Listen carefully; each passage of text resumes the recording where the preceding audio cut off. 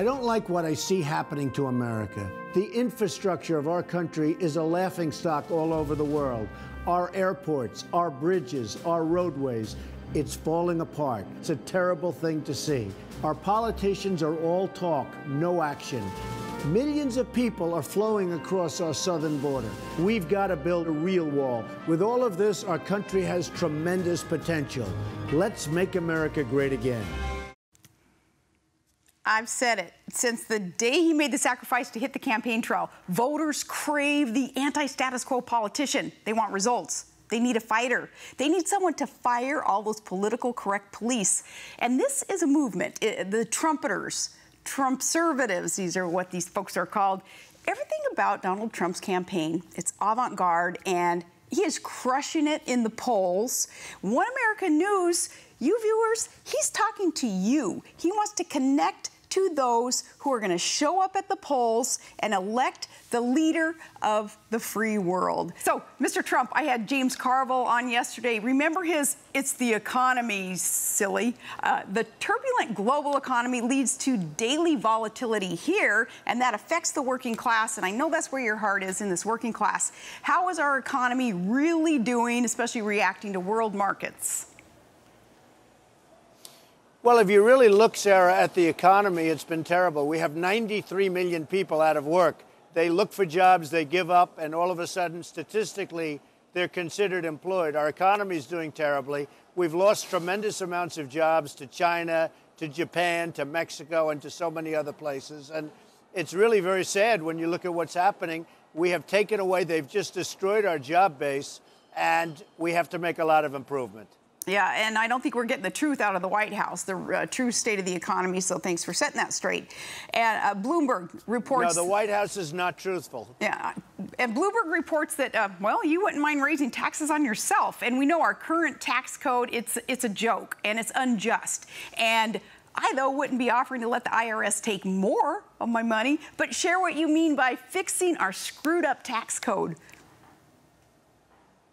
Well, we have a complex tax code that nobody understands, and people can't figure it out, and they have to spend tremendous amounts of money for lawyers and accountants, and we have to simplify our tax code. You have hedge fund guys that are paying virtually no tax, and they're making a fortune, and we have to change our tax code. There's no question about it. And I say simplification. Now, you can go to a fair tax or a flat tax, but the easiest way and the quickest way, at least on a temporary basis, is simplification of the code.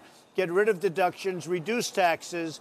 But some of these people, like some of these hedge fund guys, they're making a lot of money. They're paying very little tax. It's unfair to the middle class. We have to create we have to help the middle class. The country, as you know better than anybody, the country was based on the middle class. They're the ones that really had so much to do with what we all have now, and they are being treated horribly.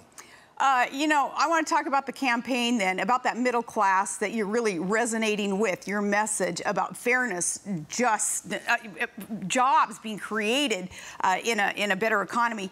On the campaign trail, specifically, I know a lot of military folks, and I saw a guy walk behind you, Mr. Trump, with an Army T-shirt on, and it reminded me. Hearing from so many military personnel every day, personally, it's lately been all about you. It's a connection there that I'd like to know more about. The respect that they have for a truth talker as opposed to just getting punched in the nose the last 7 years under Obama. How is it that you made that connection? Well, you're one of the people that would know because you have that connection also, Sarah. One of the reasons I've always liked you so much, you and your family, you have that great connection. And it's really pretty simple. You know, you look at what's happening with the vets. They're being treated like third-class citizens. We have tremendous amounts of money going toward the vets, but we have incompetent management, incompetent leadership. And, you know, as of 2 weeks ago, they had 2 weeks ago on Wednesday, they had the longest wait in the history of the Veterans Administration, Sarah. People would wait 5 days, 2 days, 3 days to see a doctor in a waiting room. And sometimes at the end of that long wait, they wouldn't even get to see a doctor. The vets have been treated terribly. If I win, if I get the nomination and ultimately win, believe me, the vets will be taken care of. And I do have a relationship with them. I see the relationship. I feel it. They did a poll recently, and I'm very popular with the vets because they know I'll fix the Veterans Administration. It's a disgrace the way the vets are being treated in our country. There are great people, and they're treated very badly. And they are great people, and they're humble. And, the reason that it's been this undercurrent problem and scandal in the VA is because vets don't complain. They're not whiners. And here it is up to us then to figure out what the problem is and then to fix it. More about the campaign trail. You're seeing some idiots in the press, and they're misrepresenting your exchange, like the other day with the political activist, the father of the Clinton staffer, Univision's Jorge Ramos, and you schooled that radical activist. And it was the right thing to do, because I don't think he's going to pull that again. Where'd you get your guts for that kind of necessary confrontation?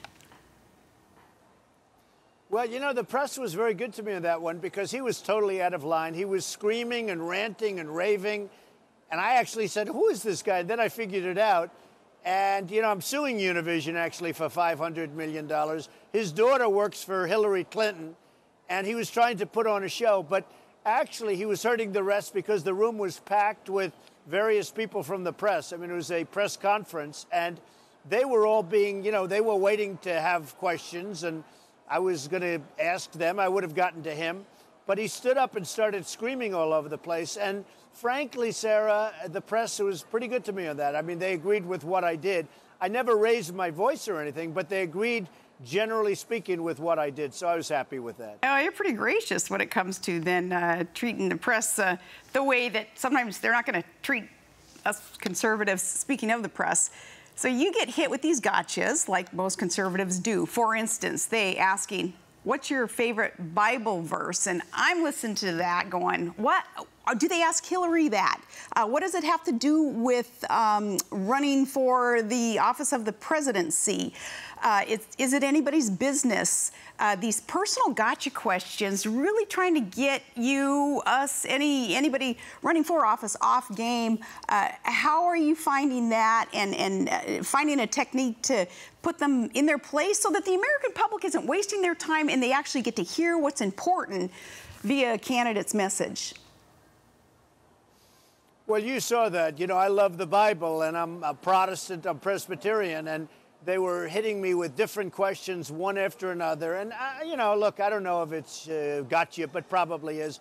And then they said, what's your favorite verse? And, that's a very personal thing. I don't like giving that out to people that you hardly know. And frankly, I don't know if they're fair questions or not fair questions. But, there are certain things that you and myself and a lot of other people like to keep personal.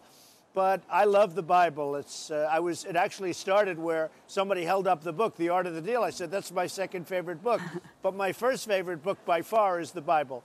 So, but it's all worked out very well. Interestingly, in the last poll, I won with everything, including evangelicals, big with the evangelicals, big with the Tea Party. We had tremendous poll numbers with Tea Party and conservatives, but we also won with the moderates, with the poor, with the rich. I mean, we won on every category, so I was happy. But I was very happy with evangelicals and actually also very happy that the Tea Party numbers were much higher than anybody else's. Very happy about that. Well, Tea Party advocates, we have a libertarian-leaning streak within us, and I know that that's important to you, too, because you understand that you, as a businessman, as a father, as a family member, you can certainly make decisions for yourself, your business, your family better than some bureaucrat can back in Washington, D.C., and that's kind of the foundation of a libertarian's thinking. I know you're busy. You got millions of people waiting for you, Donald Trump. So I have one more question.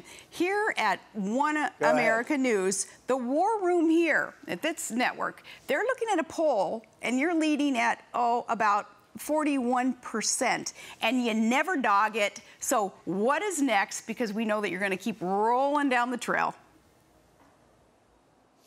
Well, I am, and I'm having a lot of fun. I'm going to Massachusetts tonight. I'm going to Iowa again very soon. We had some tremendous evenings in Iowa and New Hampshire. I'm going next week again, and it's been amazing. In Alabama, you saw we had 31,000 people in the stadium last week, and the spirit there was incredible because they want to see something happen that's going to be great. They want to see America be great again. If you look at what's happening with this country, it's so sad. And you pointed it out for years, and it wasn't easy for you to do that, and you hate to have to do that. But we are doing it, and we have tremendous support, tremendous standing ovations, and we're having a lot of fun. You know, we're bringing back the sort of, I use the term again, it hasn't been used in a long time, the silent majority. There's a tremendous group of people out there that just want to see this country be great again. And that's what I'm really seeing, and it really is resonating, Sarah. And I have to tell you, you are a terrific person, and it's great to be with you.